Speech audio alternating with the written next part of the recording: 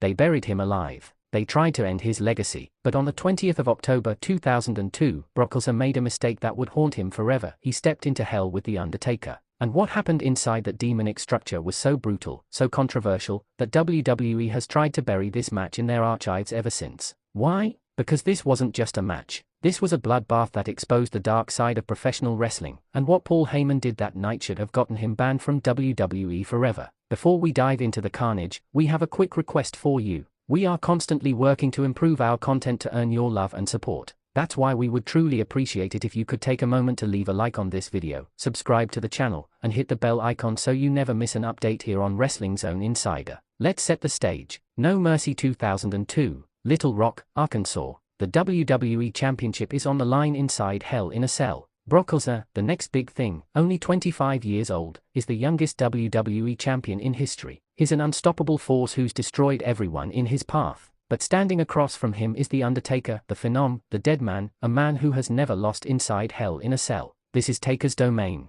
his playground, his graveyard. The build-up to this match was personal. Undertaker had broken his hand in a match against Lesnar on SmackDown, but he refused to give up his opportunity. He showed up with his hand in a cast, and Brock targeted that injured hand like a shark smelling blood in the water. Paul Heyman, Lesnar's advocate, kept running his mouth, disrespecting The Undertaker, mocking his legacy, claiming that Brock would end the streak before it even became legendary. Here's your first trivia question. Before their Hell in a Cell match at No Mercy 2002, on which episode of SmackDown did Brock Lesnar break The Undertaker's hand? Drop your answer in the comments below. When that cell lowered around the ring, you could feel the atmosphere change. This wasn't going to be a wrestling match. This was going to be a war, and from the opening bell, these two giants went straight to violence. Lesnar, with his freakish athleticism and raw power, against Undertaker's experience and supernatural resilience. The dead man came out swinging with his injured hand, throwing bombs at Lesnar, but Brock is a former NCAA Division I wrestling champion. He knows how to fight through pain, and he knows how to inflict it.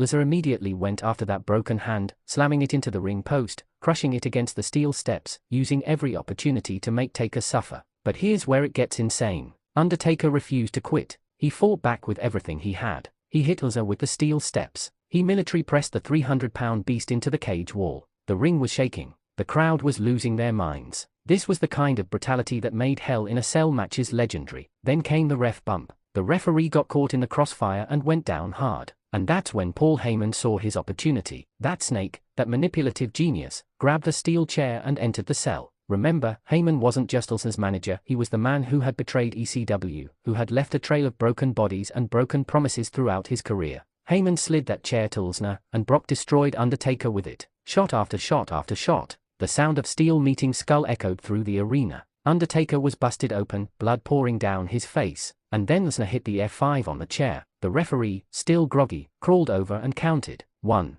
2, 3. Brock Lesnar had defeated The Undertaker inside Hell in a Cell. But was it clean? Absolutely not. Was it fair? Not even close. This victory was tainted, soaked in controversy and Paul Heyman's fingerprints. Here's your second trivia question. How old was Brock Lesnar when he won the WWE Championship, making him the youngest champion in WWE history at that time? Let us know in the comments. But let's talk about what this match really represents. This was the night WWE fully invested in Brock Lesnar as their future. They had Undertaker, one of the greatest of all time, a man who rarely lost big matches, put over this young monster in his signature match. That's how much faith they had in Lesnar. And you know what? They were right. Brock went on to become one of the most dominant champions in WWE history. But this match also showed us something else. It showed us that even legends can be beaten when the deck is stacked against them. It showed us that sometimes, no matter how much heart you have, politics and manipulation win. The aftermath of this match was just as brutal. Undertaker demanded a rematch, and he got it in an even more violent encounter.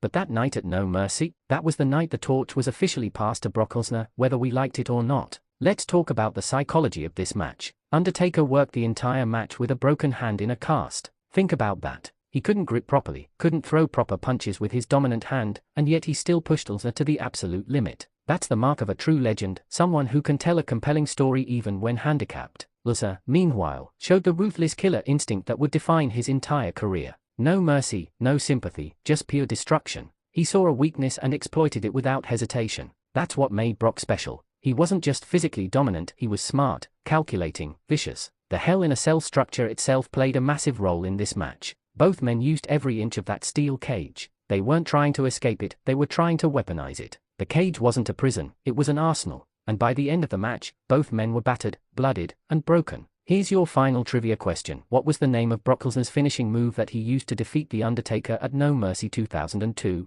Drop your answer in the comments. Now, let's address the elephant in the room. Some people say this match doesn't get the respect it deserves. They say it's overshadowed by other Hell in a Cell classics. And you know what? They are absolutely right. This match is criminally underrated. Was it the best Hell in a Cell match ever? Probably not. But it was significant, it was violent, and it told a compelling story of a young lion taking down a legendary king. The controversy around this match still sparks debates today. Should Heyman have interfered? Should Undertaker have lost? Did this hurt Taker's legacy or elevate Lesnar's? These are questions fans still argue about over 2 decades later. And that's the sign of a truly memorable moment, when people are still talking about it years later. Before we wrap up, we have that request again. If you've made it this far and you're enjoying the content here on Wrestling Zone Insider, please show us some love by hitting that like button, subscribing to the channel, and turning on notifications. Your support means everything to us and helps us bring you more deep dives into wrestling's most controversial and incredible moments. In conclusion, No Mercy 2002's Hell in a Cell match was more than just a title defense. It was a statement. It was WWE saying, "This is our future, and his name is Brock Lesnar."